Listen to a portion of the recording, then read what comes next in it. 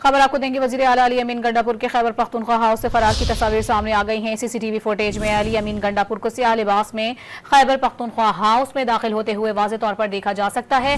अली अमीन गंडापुर लिबास तब्दील करके दूसरे रंग के कपड़े पहनकर वहां से निकल गए। फुटेज में देखा जा सकता है कि अली अमीन गंडापुर अपनी मर्जी से अपने हिफाजती एहलकारों के हमरा खैबर पख्तूनख्वा हाउस से बाहर जा रहे हैं। आप ये देख सकते हैं तस्वीर जो कि आप टेलीविजन स्क्रीन पर आपको नजर आ रही हैं। इसी पर बात करेंगे। डॉन न्यूज़ के नुमाइंदे शकील करार हमारे साथ मौजूद हैं।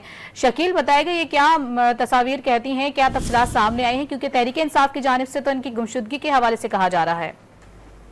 जी बिल्कुल, गुज़श्ता रोज वज़ीर आला KP के जब चाणक चौक से KP के हाउस रवाना हुए तो उसके बाद से अचानक जब पुलिस और रेंजर पहुंची तो उसके बाद से अब तक वज़ीर आला KP की हवाले से जो है वो मुज़ाद इत्तलात थी।